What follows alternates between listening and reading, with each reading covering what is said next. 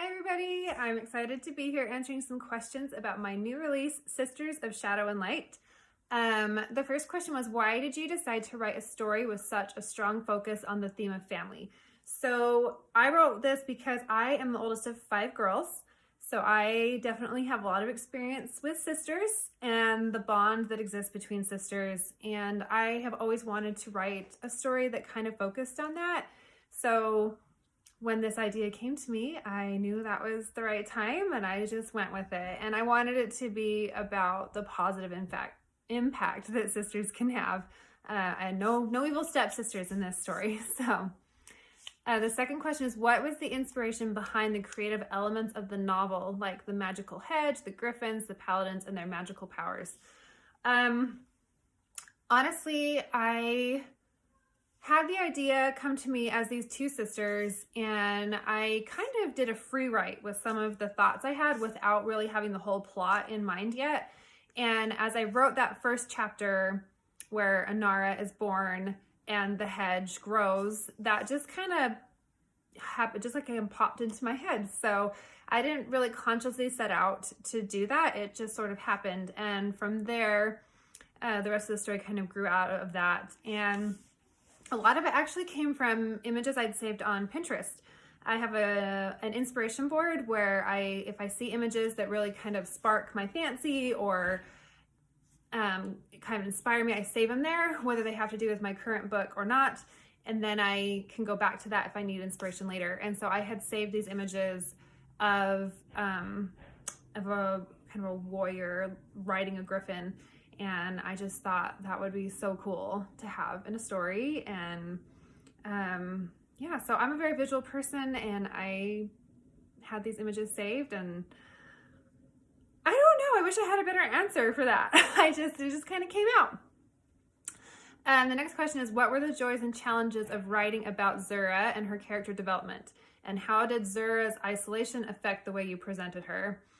So it was a really interesting thing to try and write this very closed environment and this story where there's so little interaction with the outside world for such a large portion of their lives, and trying to think through how that would affect you and your experiences as you experience the outside world. So it was definitely really fun to explore Zura's personality and how devoted she is to her sister and her fierceness and her determination. She was a really fun character to write. But it was also challenging to try and think through all the effects of a life like that and how it would challenge her and shape her decisions and her reactions to other people in the world around her. What are the main messages and ideas that you want your readers to take away after reading this novel?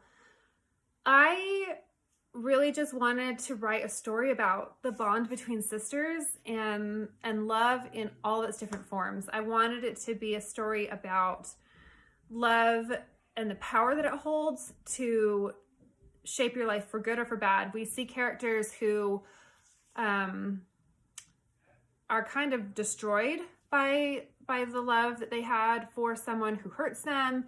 We see characters who are able to take the hurt they experience and use it to make them a better person. And we see people who take the hurt they experience and allow it to twist them into somebody that they maybe never thought they could be like. So I guess my main messages are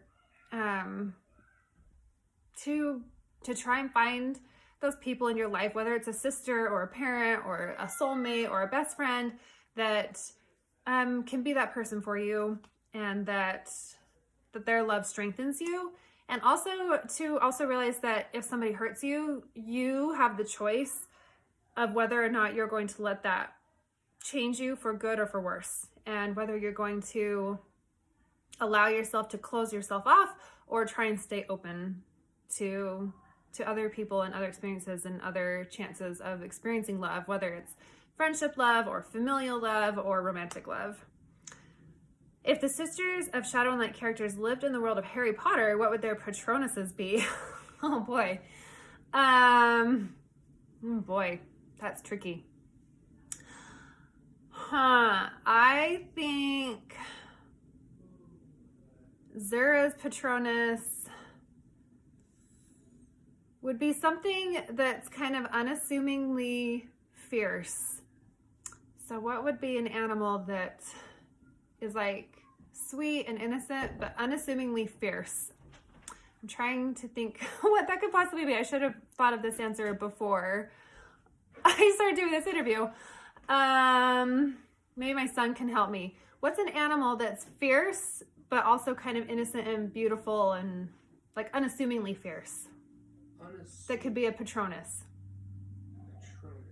He's a big, huge Harry Potter fan like I am. But you gotta go fast. Shark. A shark? A shark Patronus. I don't think it would be a shark. Thanks for the effort though, buddy. Tiger maybe? I don't know. A tiger. Maybe like a falcon or an eagle, because she often watches the birds flying out of their courtyard and wishing that she could be like those birds and escape the life that she's trapped in, and they can be really fierce. So I'm gonna go with that. I'm gonna go with like a falcon. And that took a really long time, so I think I'm just gonna only do Zura's Patronus. I'll have to think about Anara's and come back to that for another interview.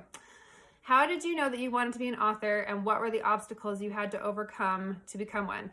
So I've always wanted to write books. I always have written books. I have notebooks from 2nd and 3rd grade that literally have stories in them. They were like 4 or 5 chapters long. They're like 12 or 13 handwritten pages, which, you know, for an 8-year-old is a pretty decent book. And as a middle schooler or high school, well, even in 5th and 6th grade, I had like 100-page handwritten stories. And in middle school and high school, I started writing on a computer because I started thinking too fast for handwriting, and I would write books. So I've always written books. I've always wanted to get published.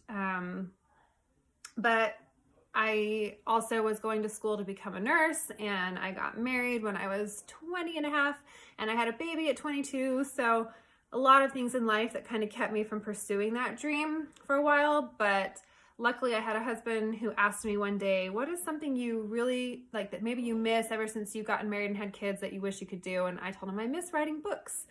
And he very sweetly took our baby and said, well, then I'm going to go for a few hours and you should try and start writing again. So that's what I did. And it took a lot of years. It took conferences. It took editing. It took critique groups. I got an agent after a few years of querying and learning and stuff. And I was with her for about 2 years. And then I actually ended up leaving that agent. And I queried 2 more books before I got my current agent, and then he sold the book that became Defy. So it was a pretty long journey, and there were times when I definitely felt like giving up, but I'm so glad I didn't. And now my 6th book is coming out. Did I say 7 earlier? I probably did, huh? Yeah, this is the 6th book that's coming out. Anyway, the sequel will be number 7, so that will come out next year. All right, well, this was really fun. I hope you guys enjoyed learning a little bit more about me and my characters in this book, and I hope that you will pick it up and that you will love these sisters as much as I do. Thank you for having me. Bye.